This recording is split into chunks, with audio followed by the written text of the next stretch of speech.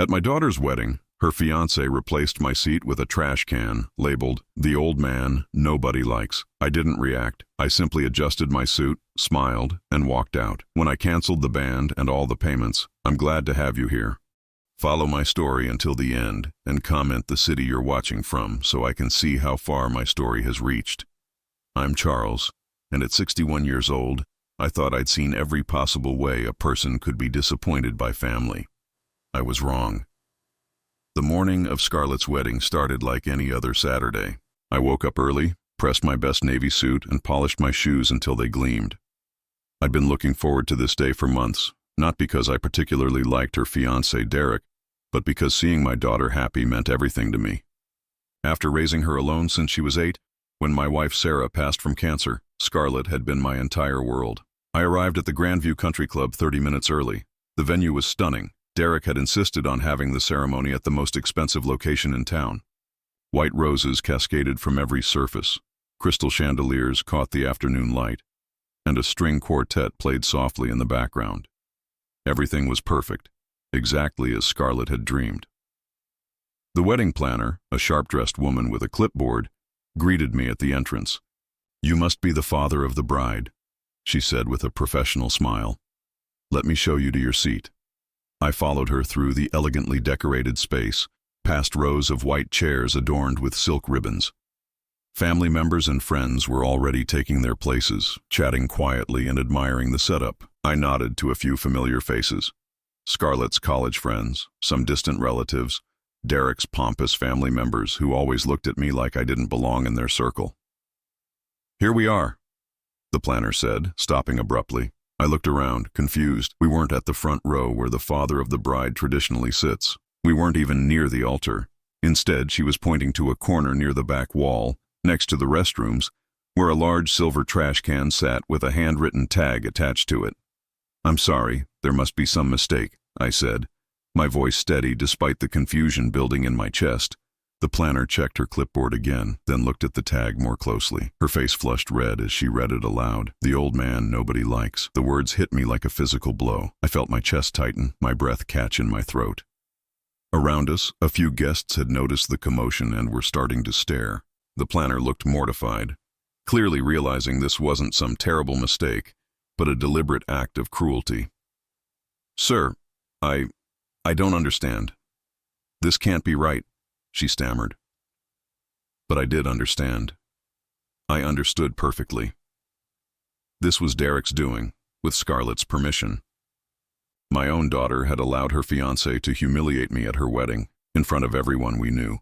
I stood there for what felt like an eternity, staring at that trash can with my name on it. The string quartet continued playing their gentle melody, completely oblivious to the fact that my heart was breaking into 1,000 pieces right there in the corner of their perfect venue. My mind raced back to the past year, to all the subtle signs I'd ignored. The way Derek would smirk when I tried to contribute to wedding conversations. How Scarlett would quickly change the subject whenever I offered suggestions. The times they'd make plans right in front of me without including me, as if I were invisible. I remembered the night Scarlett called to tell me about the engagement. I'd been so happy, so proud. "Dad, Derek proposed," she'd squealed into the phone. "We're thinking about a spring wedding, something elegant, you know." I'd immediately started planning how I could help. "Whatever you need, sweetheart. I've been saving up for this day since you were little." But as the months went on, I realized my input wasn't wanted. When I suggested the photographer who'd done beautiful work at my neighbor's daughter's wedding, Derek dismissed him as not high-end enough. When I offered to pay for the flowers, Scarlett said they'd already handled it. Every attempt I made to be involved was politely but firmly rebuffed. I thought they were just being independent, trying to handle things as a couple. I never imagined they saw me as a burden, an embarrassment to be hidden away. The planner was still standing there, wringing her hands. "Sir, I can get you a proper chair. This is completely unacceptable." I looked at her kind face, then at the trash can, then at the growing number of guests who were now openly staring and whispering. Some of Derek's family members were actually smiling, as if this were some amusing joke they were all in on. "It's all right," I said quietly, adjusting my tie with hands that I was proud weren't shaking. "I understand perfectly now."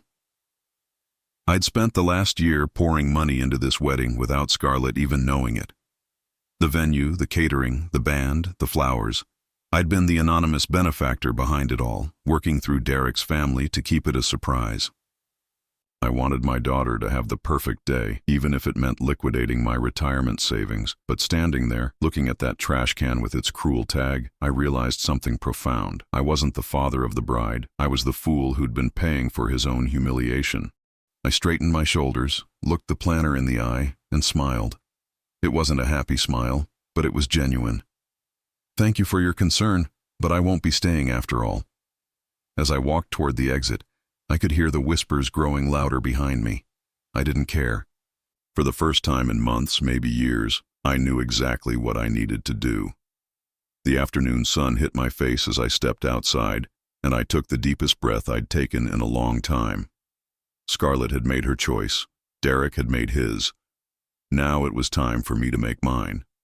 I sat in my car in the country club parking lot for exactly 3 minutes, watching well-dressed guests hurry toward the entrance. My hands gripped the steering wheel so tightly my knuckles had turned white, but my mind was crystal clear for the first time in months.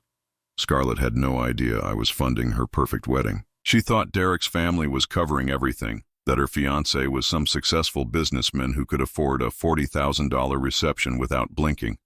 The truth was much different and much more painful.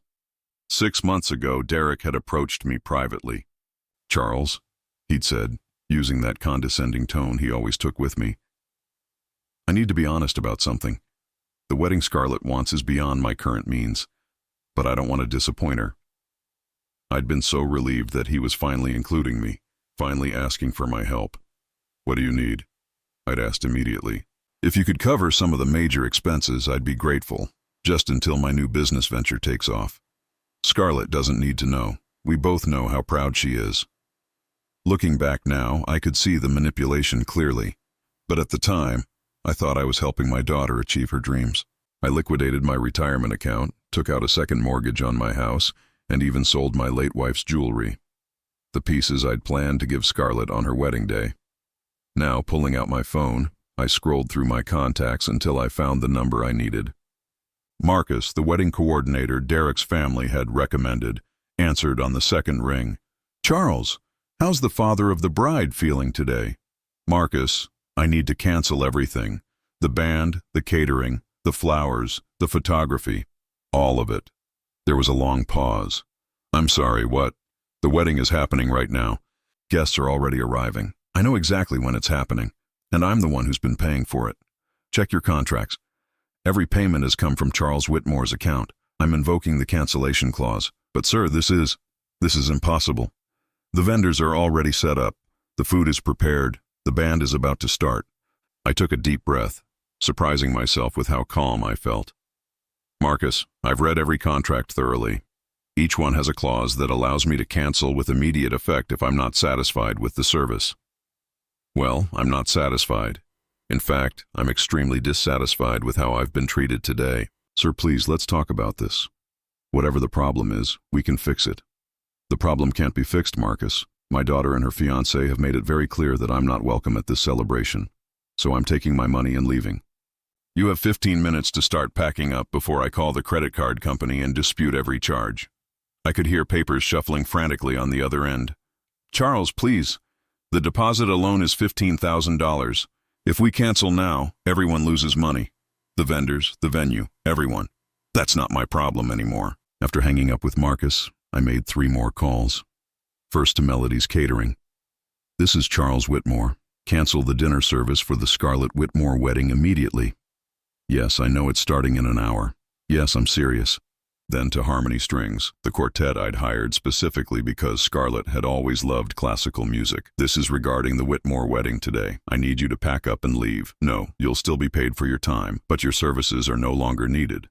Finally, to Petals and Pearls, the florist who'd spent 2 days creating Scarlett's dream arrangements. "Remove everything. The bouquets, the centerpieces, the altar arrangements. All of it." Each call was met with confusion, then panic, then desperate attempts to talk me out of my decision. But I'd never been more certain of anything in my life. By the time I finished the last call, I could see Marcus running toward the country club entrance, his phone pressed to his ear, probably trying to reach Derek or Scarlett. I almost felt sorry for him. Almost. I started my car and began driving away, but pulled over after 2 blocks. I needed to make one more call, the most important one. Thompson and Associates, this is Janet. Janet, this is Charles Whitmore. I need to speak with Robert immediately about updating my will. Of course, Mr. Whitmore. Is this urgent? Very urgent. I need to remove my daughter as a beneficiary and establish a new plan for my estate. Can Robert see me this afternoon? He has an opening at 4 o'clock. Will that work? I glanced at my watch. 2:30. Perfect timing. I'll be there. As I drove toward the lawyer's office, my phone started ringing. First Derek, then Scarlett, then numbers I didn't recognize. Probably frantic vendors trying to figure out what was happening. I let them all go to voicemail. At a red light, I caught my reflection in the rearview mirror. For the first time in months, I didn't look tired. I didn't look defeated. I looked like a man who'd finally remembered his own worth. The light turned green, and I drove toward my new life, leaving the chaos behind me. They'd asked for the old man. Nobody likes to disappear from their perfect day. Well, I was granting their wish in ways they never could have imagined. Scarlett was about to learn that actions have consequences, and that the father she'd taken for granted had been the only thing standing between her and financial reality. In about an hour, when the vendors started packing up and the music stopped playing, she'd finally understand what she'd lost. But by then, it would be far too late. I was sitting in Robert Thompson's law office signing the papers that would remove Scarlett from my will, when my phone buzzed with the first panicked text message. I glanced at it briefly. It was from Derek, then turned the phone face down and continued signing. "Are you sure about this, Charles?" Robert asked, his voice gentle but concerned. "Family disputes can often be resolved with time and conversation." I looked up from the documents, thinking about that trash can with its cruel tag. "Robert, some things can't be forgiven. Some lines once crossed change everything permanently." He nodded solemnly and witnessed my signature. "The changes will be effective immediately. Your estate will now go to the American Cancer Society, as you've requested." It felt fitting. Sarah would have approved. She'd always believed in helping others, and she'd died fighting the disease that would now benefit from the money Scarlett thought she'd inherit. My phone buzzed again. Then again. I ignored it. Meanwhile, back at the Grandview Country Club, chaos was unfolding exactly as I'd anticipated. Later, I'd pieced together what happened from the dozens of voicemails and the gossip that inevitably followed such a spectacular disaster. Scarlett had been in the bridal suite, putting the finishing touches on her makeup, when Marcus burst in without knocking. She was surrounded by her bridesmaids, all of them giggling and taking selfies, completely unaware that their perfect day was about to implode. "Miss Whitmore, we have a serious problem," Marcus had said, his face pale and sweaty. "What kind of problem?" Scarlett had asked, barely looking up from her lipstick application. "Your father just canceled everything. The catering, the band, the flowers, everything." According to her maid of honor, Jessica, who called me later that week, Scarlett had laughed. Actually laughed. "That's impossible. My dad doesn't control any of this. Derek's family is paying for everything. Ma'am, I'm looking at the contracts right now. Every single payment has come from Charles Whitmore's account. He's been funding this entire wedding." That's when the laughter stopped. Derek, who'd been getting ready in the groom's suite, came running when he heard Scarlett screaming. Not crying, screaming. The kind of rage-filled screaming that happens when someone realizes they've made a catastrophic mistake. "What do you mean my father's been paying for this?" she'd demanded. "You told me your family was covering everything." Derek apparently went completely white. I can explain. It was supposed to be temporary. Just until my business deal came through." "What business deal? Derek, what business deal?" While this confrontation was happening upstairs, the vendors were efficiently dismantling the reception. The string quartet packed up their instruments mid-song. The catering staff wheeled out the dinner that would never be served.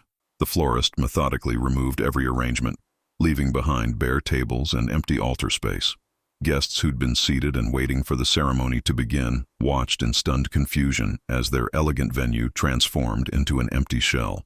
Derek's Aunt Patricia, a woman who'd never liked me and made no effort to hide it, kept asking anyone who'd listen, "What's happening? Where's Charles? Someone needs to find Charles." But I was 40 miles away, establishing a new bank account and transferring what remained of my savings to an institution where Derek would never find it. The maid of honor later told me that Scarlett had run downstairs in her wedding dress, train dragging behind her, trying to stop the vendors from leaving. "You can't do this," she'd shouted at the catering manager. "This is my wedding day." "Ma'am, we're very sorry, but our contract was with Mr. Whitmore, and he's terminated our services. We have no choice." That's when Derek showed his true colors. Instead of trying to fix the situation, instead of taking responsibility for the lies he'd told, he turned on Scarlett in front of everyone. "This is your fault," he'd yelled. "You should have managed your father better. I told you he was going to be a problem." "Managed my father? What are you talking about? You should have kept him happy, kept him under control. Now look what he's done. He's destroyed everything." Jessica told me that several guests gasped audibly. Derek's own mother looked horrified, but Derek wasn't finished. "Do you have any idea how much money this cost me? The deposits I put down, the planning, and your crazy father just destroyed it all because what? Someone played a little joke on him?" "A little joke?" Scarlett's voice had gone dangerously quiet. "Oh, come on. The trash can thing was funny. The old man needs to learn to take a joke."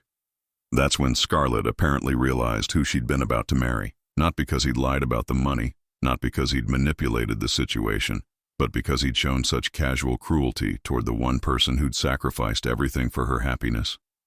"Get out," she'd whispered. "What? Get out. Get away from me. This wedding is over."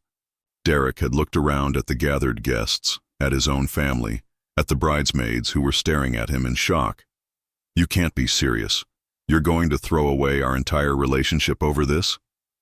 Our relationship was built on lies. You've been lying to me for months, and you humiliated my father, the man who raised me, who sacrificed everything for me, and you thought it was funny to treat him like garbage. Scarlett, be reasonable. We can fix this. We can call him, apologize, get him to pay for everything again." The silence that followed was so complete that Jessica said you could hear the air conditioning humming in the walls. "Pay for everything again?" Scarlett's voice was barely audible. "You mean you never intended to pay him back?" Derek's face said everything.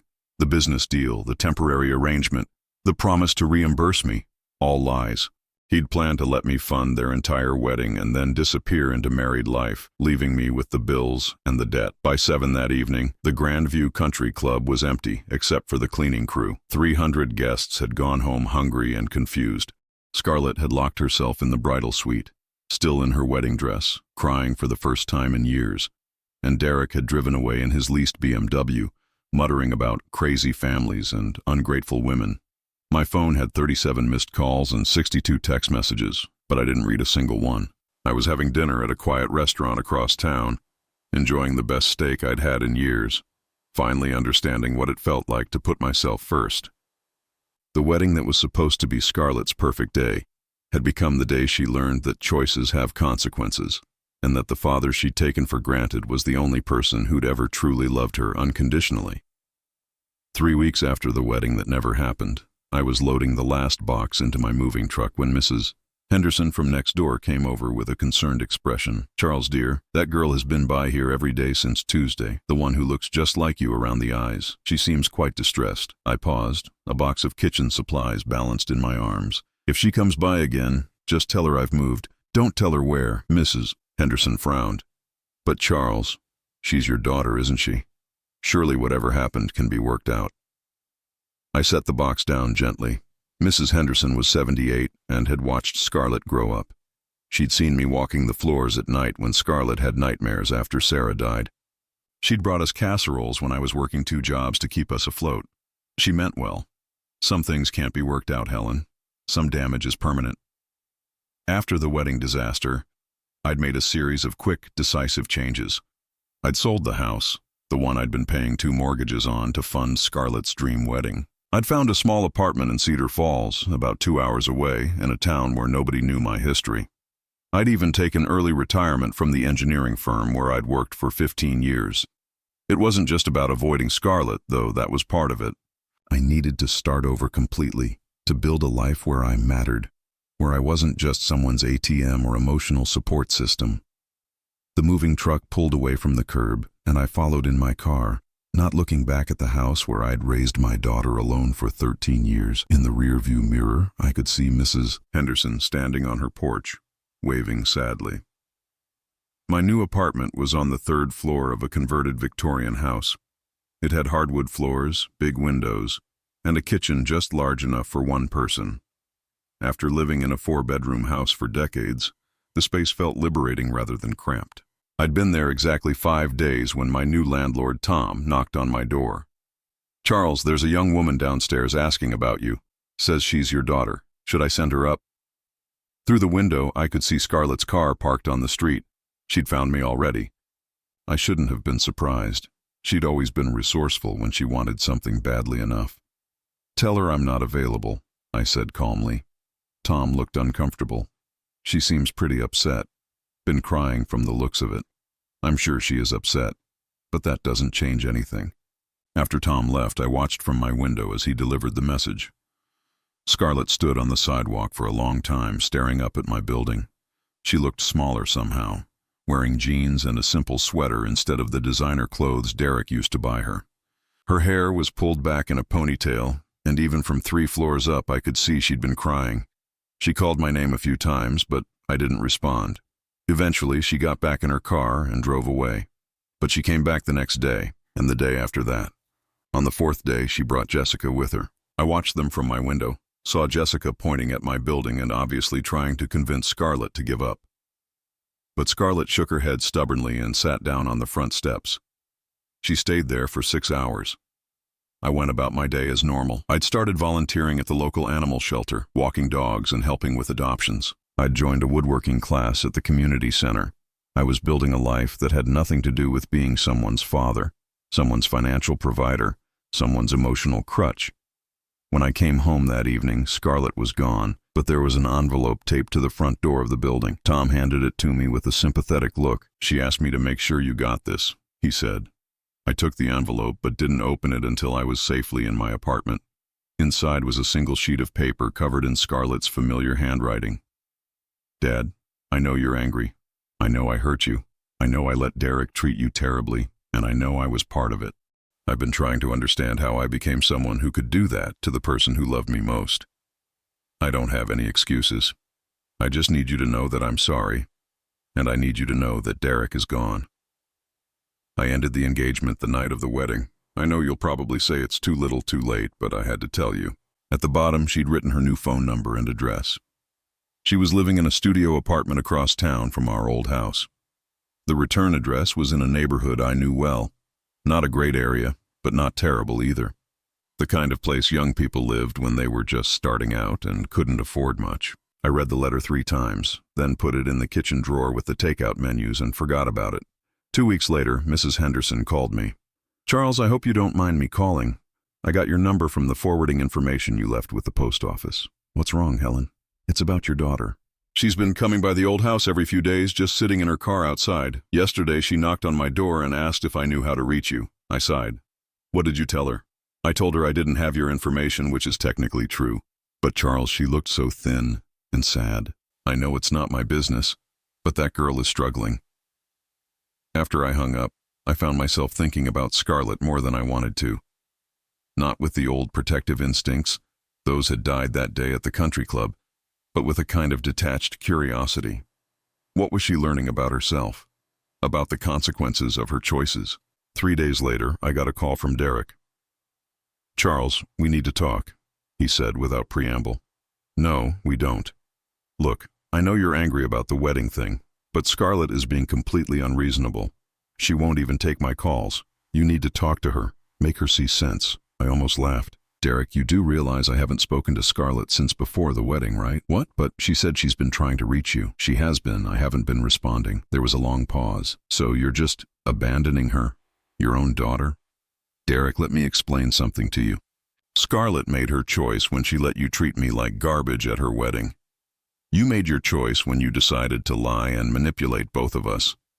Now you're both living with the consequences of those choices. But she needs you. She's got no money, no support system. She's living in some crappy apartment and working at a coffee shop. Then maybe she'll learn what it's like to work for what she has instead of expecting other people to provide it. You can't be serious. She's your daughter. Yes, she is. And for 30 years, I put her needs before my own, sacrificed my happiness for hers, and enabled her to become someone who thought it was acceptable to humiliate me publicly. I'm done with that version of fatherhood. Derek hung up on me, but I didn't care. I was finally free from both of them, finally living a life where my value wasn't measured by what I could provide for other people. That night, I cooked myself a nice dinner, opened a bottle of wine, and sat on my small balcony watching the sunset. For the first time in years, I felt genuinely content. Scarlett could search for me all she wanted. The father she was looking for, the one who would drop everything to rescue her from the consequences of her own actions, no longer existed. 6 months into my new life in Cedar Falls, I'd established a routine that brought me genuine peace. Tuesday and Thursday mornings at the animal shelter, Wednesday evenings in my woodworking class, and weekends exploring the hiking trails that wound through the state park just outside town. I'd even started dating someone, Eleanor, a retired librarian I'd met at the community center. She was kind, independent, and refreshingly uninterested in what I could do for her. I was having lunch with Eleanor at Miller's Cafe, our usual spot, when I saw her. Scarlett was sitting alone at a corner table, wearing a server's apron and looking exhausted. Her hair was pulled back in a messy bun, and there were dark circles under her eyes that makeup couldn't quite hide. Eleanor noticed my sudden stillness. "Charles, what's wrong?" "My daughter works here," I said quietly. Eleanor knew the basics of my story. That I'd had a falling out with my family and moved to Cedar Falls for a fresh start. She was wise enough not to pry for details. "Would you like to leave?" she asked gently. I considered it for a moment, then shook my head. "No. I have as much right to be here as anyone else." Scarlett hadn't seen me yet. She was taking an order from an elderly couple, and I could see her forcing a smile, playing the part of the cheerful waitress. But there was something different about her, something I couldn't quite identify at first. Then it hit me. She looked like she was actually working. Not the kind of performative helpfulness she'd shown when Derek's family was around, but genuine, tired, honest work. Her hands moved efficiently as she cleaned tables, refilled coffee cups, and managed the lunch rush with the competence of someone who'd learned to depend on tips for survival. "Charles?" I looked up to find Scarlett standing beside our table, coffee pot in hand. Her face had gone pale, and her hands were trembling slightly. "Hello, Scarlett."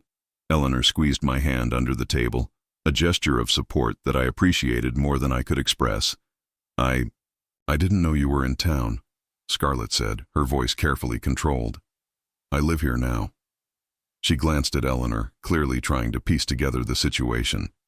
"I'm sorry to interrupt your lunch. Would you like more coffee?" "Please," Eleanor said warmly. "And you must be Scarlett." "I'm Eleanor." Scarlett poured the coffee with hands that had steadied somewhat. "Nice to meet you." The interaction was surreal. Here was my daughter serving me coffee like I was any other customer, both of us pretending this was normal while the weight of everything unsaid hung between us. Could I talk to you for a minute when my shift ends?" Scarlett asked. "It's just another hour." I looked at Eleanor, who nodded encouragingly. "I suppose." After Scarlett walked away, Eleanor leaned forward. "She seems different than what I expected." "Different how?" "Humbler, sadder, but also, I don't know how to explain it, more real somehow." An hour later, I was sitting alone at the same table while Eleanor ran errands downtown. Scarlett had changed out of her work clothes and into jeans and a faded sweater. She looked nervous as she slid into the seat across from me. "Thank you for staying," she said. I said I would. We sat in uncomfortable silence for a moment. The cafe had emptied out after the lunch rush, leaving us mostly alone with the soft sounds of dishes being washed in the kitchen. "I've been looking for you," she said finally. "I know. Mrs. Henderson told me you moved. She wouldn't say where, but I figured if I worked enough different places around the area, I'd eventually find you." I studied her face, looking for signs of the old manipulation, the strategic tears and carefully chosen words she'd used to get her way as a teenager. But all I saw was exhaustion and something that might have been genuine remorse. "How long have you been working here?" I asked. 3 months. It's my second job. I work at a bookstore in the mornings." "2 jobs?" She nodded, looking down at her hands. "Derek left me with a lot of debt. The deposits for things we'd planned to pay for later, credit cards he'd convinced me to open. I had to move out of the apartment we shared because I couldn't afford the rent." I didn't respond. Part of me, the part that had spent 30 years solving her problems, wanted to ask how much she owed, wanted to help, but I'd learned to recognize that impulse and shut it down. I ended things with him that night. She continued. The night of the wedding. Not just because of what he did to you, but because of who I realized I'd become when I was with him. Who was that? She was quiet for a long time, staring out the window at the small downtown street. Someone who thought love could be bought. Someone who measured people by what they could provide instead of who they were.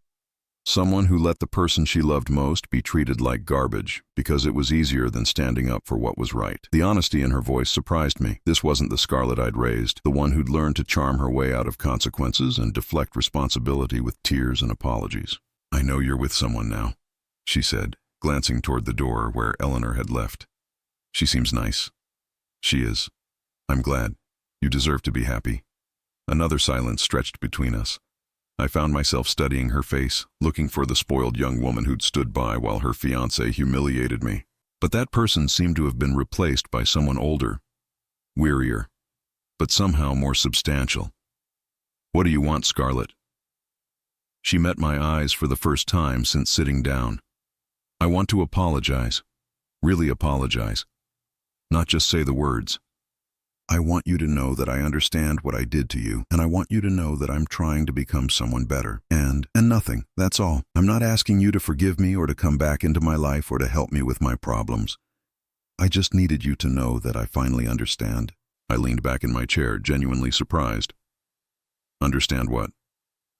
That you were the only person who ever loved me for who I was instead of what I could give them. That you sacrificed everything for me, and I never even noticed. That when I let Derek treat you like that, I wasn't just hurting you. I was throwing away the most valuable relationship I'll ever have. Her voice broke slightly on the last words, but she didn't cry. She just sat there, waiting for my response. It's too late for apologies, Scarlett. She nodded, as if she'd expected that answer. I know. The father you're apologizing to doesn't exist anymore. The man who would drop everything to fix your problems, who would sacrifice his happiness for yours, I had to let him die to survive. I know that too. We sat in silence for another minute. Around us, the cafe hummed with quiet afternoon activity. I should go, she said finally, standing up from the table. Eleanor's probably waiting for you. As she gathered her purse and jacket, I found myself speaking without really planning to. Scarlett. She turned back, hope flickering in her eyes. The person you're trying to become. Make sure she's someone you can live with. Not someone you think other people want you to be. She nodded, tears finally threatening to spill over. I will. After she left, I sat alone at the table for a long time, feeling something I hadn't expected to feel. Not forgiveness, that was still too far away, if it would ever come at all, but maybe something like closure. The conversation had confirmed what I'd hoped, that the consequence of my actions had forced Scarlett to confront who she really was. And while it was too late to repair what we'd had, maybe it wasn't too late for her to build something better with whatever came next. 2 years later, I was standing in Eleanor's garden, helping her plant tomatoes for the spring, when my phone rang. The number was local but unfamiliar. Charles, this is Tom, your old landlord. I'm sorry to bother you, but there's a young woman here asking about you. Says she has something that belongs to you. I wiped my hands on a towel, exchanging a look with Eleanor. What's her name? Scarlett. Same one who used to come by before, but she seems different, more settled, I guess. Tell her I'll meet her at Miller's Cafe in an hour. Eleanor raised an eyebrow as I hung up. We'd been together for almost 2 years now, and while she knew about Scarlett, we rarely discussed my past life. Eleanor was remarkable that way. She loved me for who I was in the present, not who I'd been or what baggage I carried. Should I come with you? She asked. No, but thank you. This is something I need to handle alone. An hour later, I walked into Miller's Cafe to find Scarlett sitting at the same corner table where we'd had our conversation 2 years ago. But Tom was right. She looked different, healthier, more confident. Her hair was shorter, styled professionally, and she was wearing a simple but well-fitted dress that suggested she'd managed to improve her financial situation. Hello, Dad. The word hit me like a small electric shock. She hadn't called me Dad since before the wedding.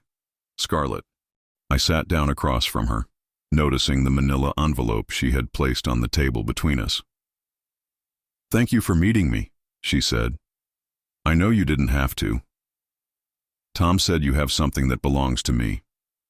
She nodded and pushed the envelope toward me. Open it. Inside were official-looking documents. I recognized them immediately. They were copies of the contracts from her wedding, the ones that had legally bound me to pay for everything. But someone had written, "Paid in full," across each page in red ink, and attached to the front was a certified check for $47,000. I looked up at her, genuinely confused. What is this? It's every penny you spent on my wedding, plus interest calculated at prime rate for the past 2.5 years. I stared at the check, then at her. Scarlett, how did you get this kind of money? I've been working. A lot. The bookstore promoted me to manager after 6 months, and I started doing freelance accounting on weekends. I also sold my car and moved to a smaller apartment. It took 2 years, but I tracked down every expense you paid for and calculated what I owed you. I pushed the envelope back toward her. I don't want this. I know you don't want it, but I needed to pay it. Why? She leaned forward, her hands clasped on the table. Because I finally understood something. When you canceled the wedding, you weren't just punishing me. You were teaching me. You were showing me what it meant to take responsibility for my choices. I studied her face, looking for signs of the old manipulation, but found none. This wasn't the spoiled young woman who'd stood by while Derek humiliated me. This was someone who'd learned to earn what she had. Keep the money, I said. Put it toward your future. She shook her head. I can't move forward carrying this debt to you. It's not about the money, Dad. It's about proving to myself that I can make things right. We sat in silence for a moment. Around us, the cafe bustled with its usual afternoon crowd, but our corner felt isolated from the world.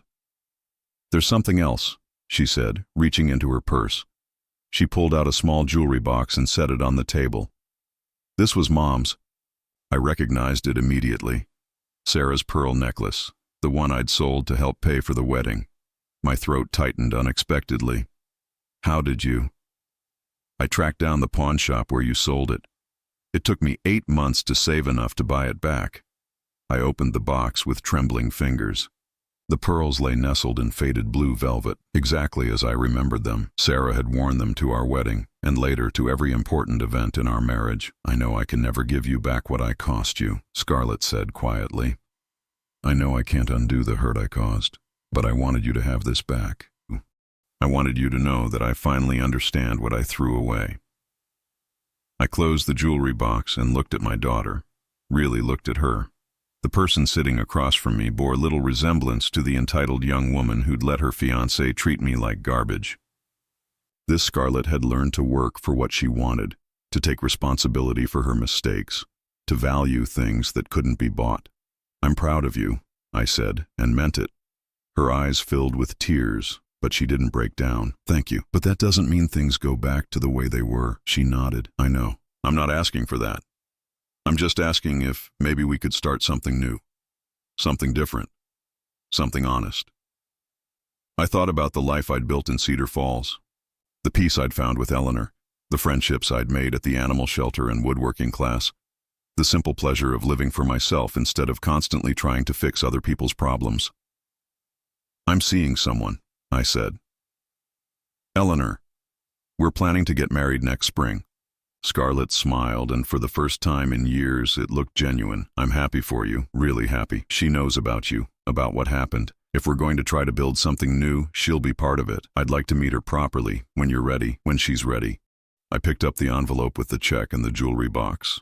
I'll take these, but not because you owe me anything. I'll take them because they represent something important, proof that you've learned to take responsibility for your actions. Thank you. But I want you to understand something, Scarlett. I'm not the father I used to be. I won't drop everything to solve your problems. I won't sacrifice my happiness for yours. If we're going to have a relationship, it has to be between equals. That's all I want, she said. A chance to earn your respect instead of just expecting it. As we walked out of the cafe together, I found myself thinking about the journey that had brought us to this moment. The humiliation at the country club that had seemed like the end of everything had actually been the beginning. It had forced both of us to confront who we really were and who we wanted to become. 6 months later, Eleanor and I had a small wedding in the garden behind our house in Cedar Falls. Scarlett was there, sitting in the third row with the friends we'd made in our new community. She didn't try to insert herself into the ceremony or make it about our reconciliation.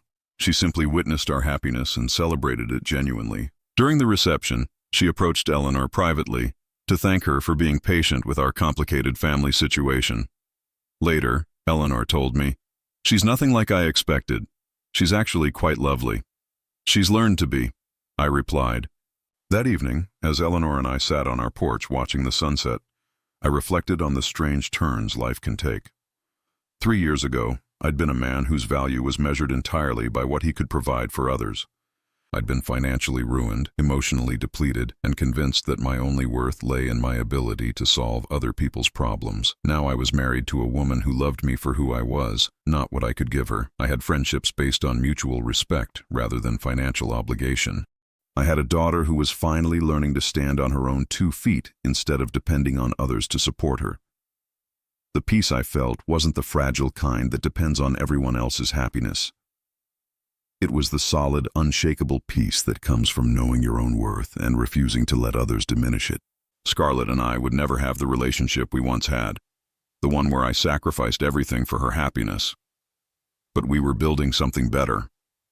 A relationship between 2 adults who respected each other's boundaries and independence. Sometimes the greatest gift you can give someone is the refusal to enable their worst impulses. Sometimes love means walking away and letting someone face the consequences of their choices. And sometimes, if you're very lucky, those consequences teach them to become someone worthy of a second chance. I learned that love without respect is just enabling, and sacrifice without boundaries is just self-destruction. The father who would have done anything for Scarlett's happiness had to die for both of us to find out who we really were, and in the end, that turned out to be the most loving thing I could have done for both of us. Now I'm curious about